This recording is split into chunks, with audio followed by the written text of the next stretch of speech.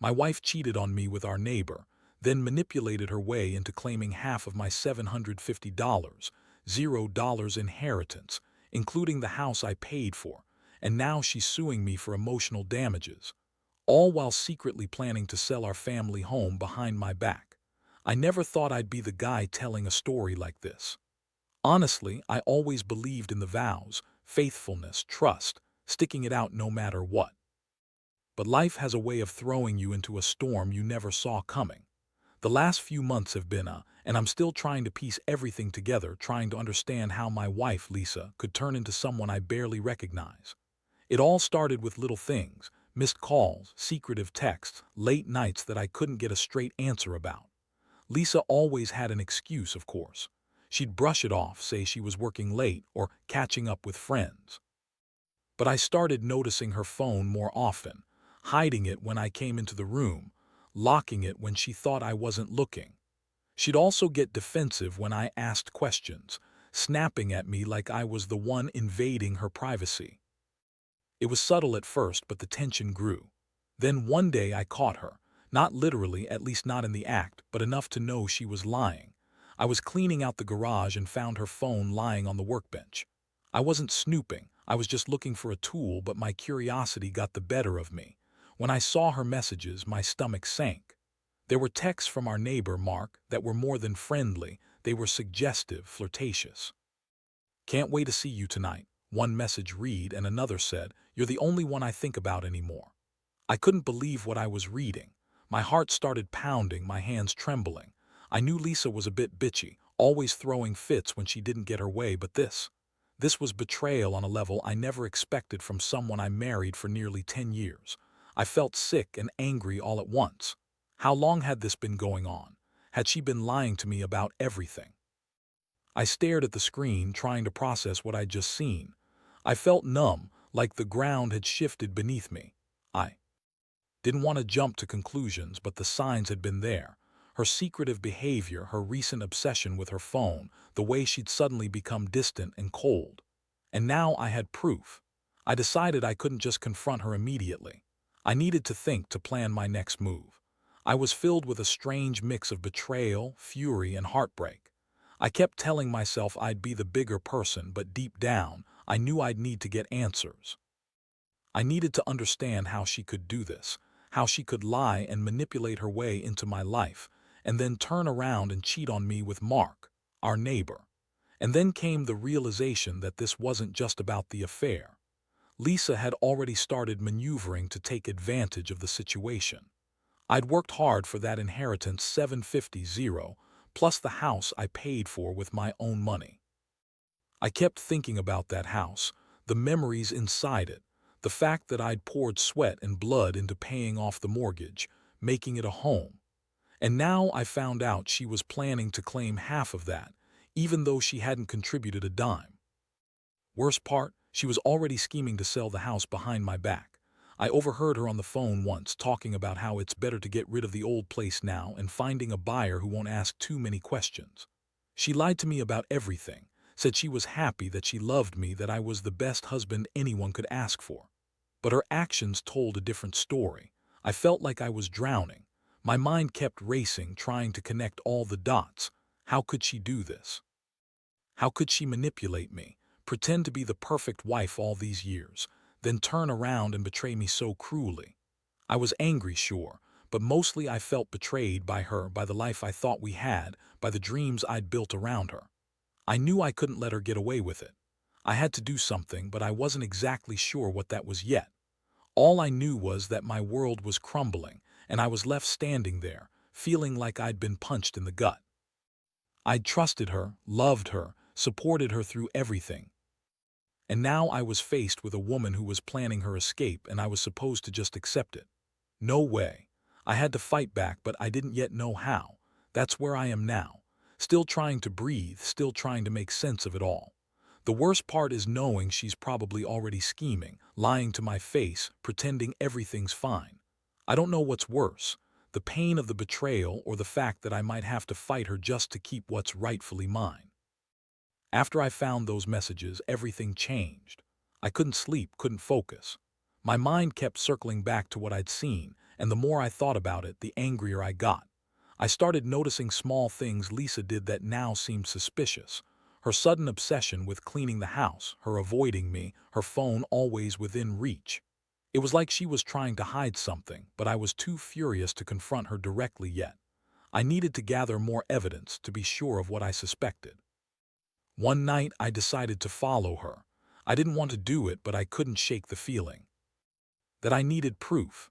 I waited until she left for her book club, which I knew she'd been using as an excuse to meet Mark. I took my phone and parked a few streets away, watching her get in her car. She drove to that little apartment Mark kept on the edge of town. I watched her go inside, her heels clicking on the pavement and my stomach twisted with betrayal. I stayed there, hidden behind some bushes, for about an hour. I saw her come out looking flustered, her face flushed, and she hurried into her car. That confirmed everything I already suspected, that she was cheating on me with Mark. I felt numb again, like I'd been punched in the gut all over. How could she do this? How could she lie so blatantly? I'd always thought she was just busy or stressed, but it was all a lie. The next morning, I confronted her. I waited until she got home from her gym session, another excuse she'd made up. I was angry, but I kept my voice calm, trying not to lose it.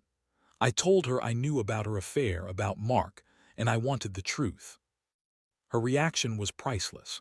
She looked surprised for a second, then snapped back with her usual bitchy attitude. "Oh, really? You've been spying on me now? That's pathetic. I was just talking to Mark about some business stuff. You're so paranoid. You're just jealous because I'm successful and you're not."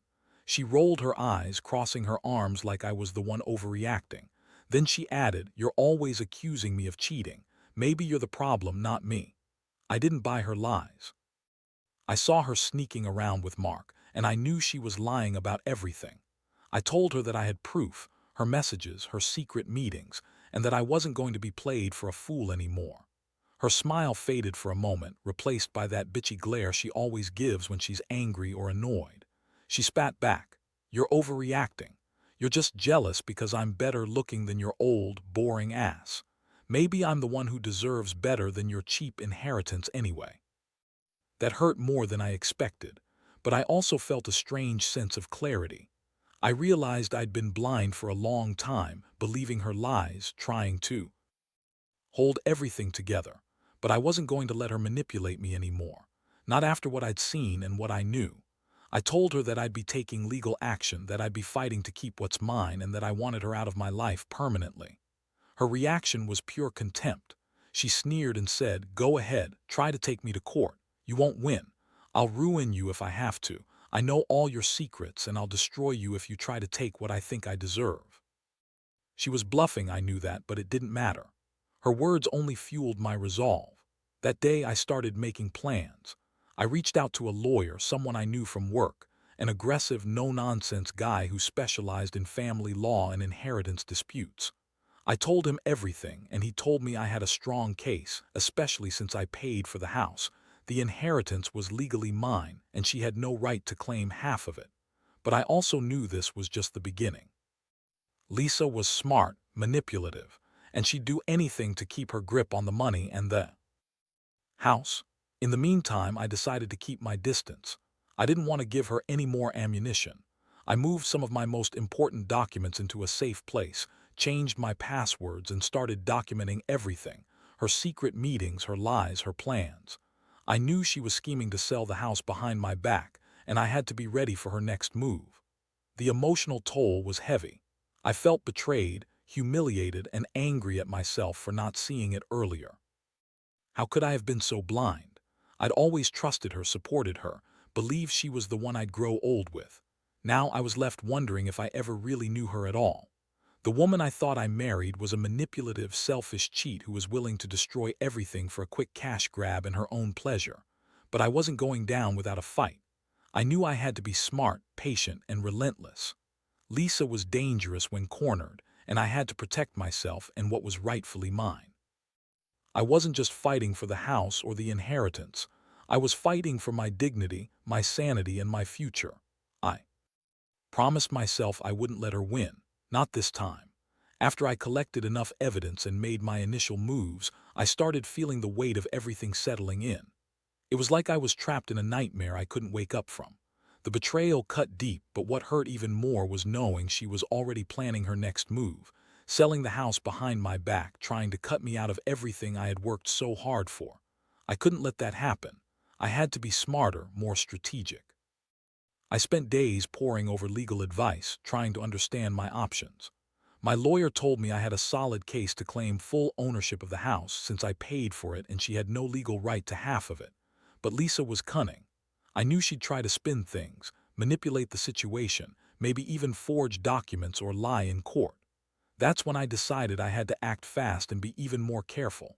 One night I caught her on the phone again, this time talking in whispers, her voice hurried. I managed to overhear her talking to a real estate agent, discussing getting rid of the house quickly, finding a buyer who won't ask too many questions, and making sure the paperwork is clean. My stomach clenched. She was already planning her escape, trying to liquidate everything before I could stop her. It was clear she saw the writing on the wall and was desperate to get rid of her problem, me and the house. That was the breaking point. I knew I had to act before she finalized any sale. I called my lawyer immediately, told him everything I'd overheard, and asked him to send a cease and desist letter to any potential buyer and to put a hold on the property. I also had him start the legal process to declare me the rightful owner of the house, based on the title and the payments I'd made. I wasn't going to let her just walk away with everything, especially not after what she'd done. Meanwhile, Lisa's attitude grew more bitter and aggressive. She started throwing fits, accusing me of trying to control her, calling me paranoid, and even yelling that I was jealous of her success. She'd say I was insecure, that I was just mad she was. Finally getting ahead, something I never could do, she sneered. I could see her trying to manipulate everyone around her, spinning stories about how I was abusive or controlling just to turn people against me. I stayed silent, knowing that her game was to make me look like the villain. I had to keep my cool, gather more evidence, and document every lie she told. This was a war, and I was determined to win. I also started reaching out to some friends, people who knew us both, to get their perspective. I needed witnesses, someone who could vouch for my character if things escalated. The emotional toll was mounting. I felt exhausted, betrayed, and furious. I kept replaying the moments I thought I'd had with Lisa, our wedding day, vacations, quiet dinners, and now I saw it all as a lie. She was a different person, someone I didn't recognize anymore. It was like I'd been living with a stranger all along and I'd been too blind to see it. The woman I loved, the woman I trusted, was secretly planning her escape, and I was just a pawn in her game. But I refused to be a pawn. I knew. I had to stand my ground. I started preparing for the worst, thinking about how I'd protect myself if she tried to take everything, how I'd fight her in court, how I'd keep my dignity. I also realized I needed to get some space from her, to clear my head and think about what I truly wanted moving forward. I couldn't stay in this chaos forever. One night, she confronted me in a rage. Her eyes were wild, her voice shrill. She accused me of trying to control her, keeping her from her happiness, and said I was just jealous because she was finally doing better than me. I looked her straight in the eyes and told her I knew about her affair, about her plans to sell the house, and that I wasn't going to let her destroy everything we had. Her face twisted in anger and she spat. "You're just a jealous, insecure loser. I don't need you anymore." That's when I realized I'd crossed a line. She was no longer my wife, not really. She was a manipulative, selfish woman who had no regard for me or our marriage. I felt a strange mix of relief and sadness. Relief because I finally saw her true colors, and sadness because I realized I'd wasted so much time believing in a lie. I started to accept that I needed to let her go, that I had to take control of my own life again. I decided I wouldn't let her walk all over me, not anymore. I was done being the victim in this story. From now on, I'd fight for what's rightfully mine, my house, my inheritance, my dignity. So that's where I stand now. Still fighting, still angry, but also beginning to see a way out. I don't know what the future holds, but I do know I'm not going to let her take everything without a fight. The betrayal cut deep, but it also woke me up. I've learned that trust can be fragile, and sometimes the people you love the most are the ones capable of the biggest lies. All I can do now is prepare myself for whatever comes next and hope that someday I'll find peace again. The legal battle started to heat up after that confrontation. My lawyer moved quickly, filing the necessary paperwork to claim full ownership of the house and prevent Lisa from selling it behind my back. I knew she'd try to find a way around it. She was clever and manipulative enough to forge or falsify documents if she had to. That's why I made sure to keep detailed records of all our conversations, texts, and even her phone calls overheard. I wasn't going to let her lie her way out of this without some serious pushback. Meanwhile, Lisa's attitude only got worse.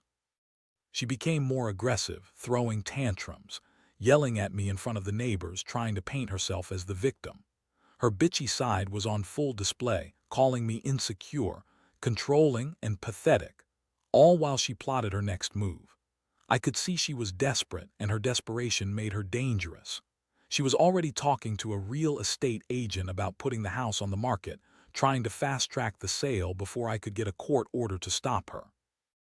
One evening, I caught her sneaking around the house with a set of keys she claimed were for emergency purposes. I watched her from the window, feeling my blood boil. She was trying to get into the safe where I kept all the legal documents, financial statements, and the proof of my payments for the house. I knew she was trying to find something to use against me, to twist the story and make herself look innocent. That's when I decided I had to take more drastic measures. I changed all the locks, upgraded my security system, and made sure she couldn't sneak around anymore. I also contacted a private investigator to start discreetly gathering evidence of her secret meetings, her conversations with the real estate agent, and any other suspicious activity. I didn't want to leave anything to chance. I also started consulting with a financial advisor about protecting my inheritance, making sure she couldn't claim a dime without a legal fight. The emotional toll was crushing. Every day felt like walking through a minefield. I'd wake up thinking about her, the betrayal, the way she manipulated everything to her advantage. I'd go to bed angry, frustrated, and exhausted. I kept asking myself how the woman I married could turn into someone so cold, so ruthless. I wondered if I'd missed all the signs, if I'd been blind to her true nature all along. Sometimes I'd stare at the ceiling and think about the life we had, vacations, holidays, quiet nights, and wonder if any of it was real. But I couldn't afford to dwell on that, not anymore. I had to focus on protecting myself and my assets. I started attending therapy sessions, trying to cope with the emotional fallout. I realized I'd been holding onto hope for too long, hoping she'd change, hoping she'd see reason. But she was already gone, emotionally and morally. I had to accept that and move forward. One day she confronted me in the living room, her face twisted with rage. "You think you're so smart, don't you? Trying to play the victim now. I know you're just jealous because I'm finally getting ahead. You're too insecure to handle the fact that I don't need you anymore." She spat her words like venom, trying to tear me down. But I looked her in the eye and said, "You're not the person I married. I see you for what you really are now, selfish, manipulative, and willing to destroy everything for your own benefit. I'm done playing your game." That moment marked a turning point. I felt a strange sense of clarity, like I was finally waking up from a nightmare. I knew I couldn't trust her anymore, and I had to prepare myself for the worst. I also realized I needed to start thinking about my own future, about rebuilding what I'd lost, my peace, my dignity, my sense of security. I had to be ready for her next move, which I knew wouldn't be long in coming. She was desperate, and desperation makes people do crazy things. I kept my guard up, stayed vigilant, and continued working with my lawyer and the private investigator. Every day was a new challenge, a new fight to keep what was mine. I was angry, yes, but I was also determined. This wasn't just about the house or the inheritance anymore. It was about standing up for myself and refusing to be a victim anymore. Deep down, I knew this wasn't going to be easy. Lisa was a master manipulator, and she had plenty of tricks up her sleeve. But I also knew I had the truth, and I had the law on my side. The only thing left was to keep fighting, stay patient, and hope that someday I'd come out on the other side of this mess with my dignity intact. I've learned that sometimes the biggest betrayals come from the people you trust the most, and when that happens, you have to be willing to do whatever it takes to protect yourself. The weeks that followed were a relentless battle. I felt like I was fighting a losing war but knew I couldn't give up. Lisa's schemes kept escalating. She was calling in favors, trying to push the sale of the house through before I could get a court order. I stayed one step ahead, constantly coordinating with my lawyer, the private investigator, and my financial advisor. Every morning I woke up with a knot in my stomach, wondering what new lie or trick she'd pull that day. One particular evening I overheard her on the phone again. This time she was talking to a real estate agent trying to finalize a quick sale. I couldn't catch all the words, but I heard her mention quick cash, liquidate everything, and divorce settlement. It was clear she was trying to cut her losses and move on fast, probably to start fresh somewhere new, maybe even with Mark. That's when I realized I had to act. Before she managed to pull off something irreversible, I called my lawyer immediately. We drafted a formal injunction to block any sale or transfer of the property. The lawyer also filed a petition to declare me the sole owner based on the title and my payments. I knew Lisa would fight tooth and nail, but I was prepared. I also instructed the private investigator to gather more concrete evidence of her plans, photos, recordings, anything that could prove her intent to sell without my consent. Meanwhile, Lisa's attitude grew even more hostile. She started throwing tantrums, yelling at me in front of the neighbors, accusing me of trying to control her life, gaslighting, and ruining everything. Her bitchy side was fully on display. She'd call me pathetic, jealous, and claim I was just insecure because I don't have anything of my own. But I knew better. I knew she was trying to manipulate everyone around her, trying to paint herself as the victim so she could escape with the money and the house. It was around this time I started to realize how deep her lies went. I found out she'd been secretly talking to a lawyer of her own, trying to find ways to claim half the inheritance, even though I had clear legal documentation proving I paid for the house and the inheritance was legally mine. She was trying to play the system, just like she'd been manipulating me all along. That realization made me even more determined. I wasn't going to let her get away with it. One day, I caught her in a lie that finally broke through her carefully constructed facade. She told me she was going to stay with her sister for a few days to clear her head, but I followed her undercover and saw her meeting with Mark again. They were sneaking into that little apartment, kissing, holding hands, acting like teenagers. That was the proof I needed. I took pictures and recorded everything. I knew that if this went to court, her own words and actions would be her downfall. I also started preparing emotionally. I was exhausted, drained, but I refused to let her see that. I started therapy to handle the stress, the betrayal, the anger. I had to keep my mind clear and focused. I reminded myself why I was fighting, because I deserved justice, because I built that house with my own blood, sweat, and money, and no manipulative, bitchy wife was going to take it from me. The legal fight wasn't just about the house anymore. It was about respect, dignity, and reclaiming my life. I knew Lisa was a master at lying and twisting the truth, but I had the facts, I had the law, and I had evidence. I also had the support of friends who knew the real story, the ones who saw her manipulations and her lies firsthand. I wasn't alone in this. At the same time, I couldn't help but feel a deep sadness. I kept asking myself how I missed all the signs, how I failed to see her true nature earlier. I kept replaying our memories, trying to find some hope or reason to hold on. But deep down, I knew the woman I married was gone, replaced by someone selfish and manipulative. And I had to accept that if I wanted to move forward, I'd need to let go of the past, no matter how painful it was. So now I'm standing my ground. I've made it clear I won't be bullied or manipulated anymore. I'm fighting for what's rightfully mine, my house, my inheritance, my dignity. The road ahead is uncertain, and I know Lisa won't give up easily. But I also know I'm not going to let her destroy me. Whatever happens, I'll face it head on because I refuse to be a victim anymore. I've learned some hard lessons about trust, betrayal, and resilience, and I'm determined to come out of this stronger.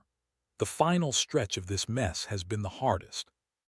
After months of legal battles, evidence gathering, and sleepless nights, I finally managed to get a court injunction stopping Lisa from selling the house or transferring any assets without my approval.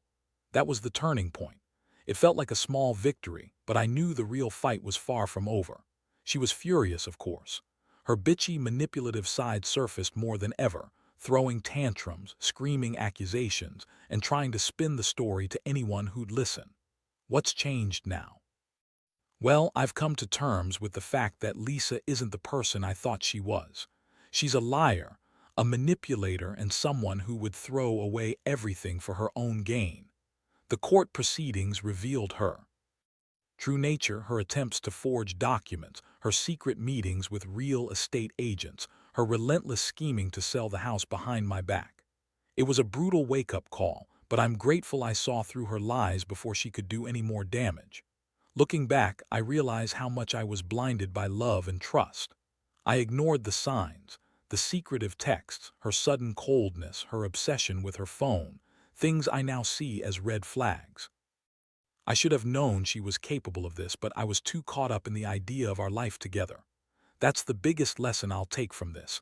Never ignore the warning signs, no matter how much you want to believe in the best.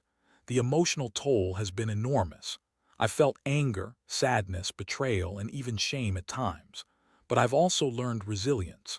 I've learned that standing up for myself, protecting what's mine, and refusing to be a victim is the only way forward.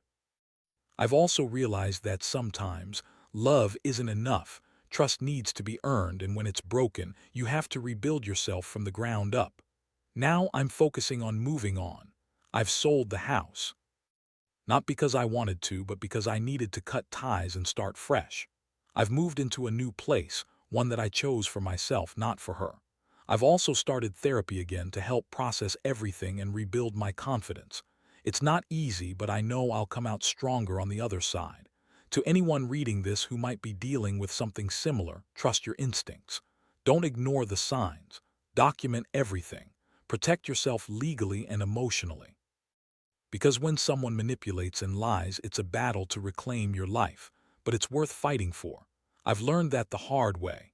In the end, I've come to accept that some people are just selfish and dishonest and you can't change them, but you can control how you respond. I refuse to let her define my future. I'll rebuild, I'll recover, and I'll find happiness again on my own terms. Because no matter how deep the betrayal, there's always a way forward. And I'm choosing to take that path, one step at a time,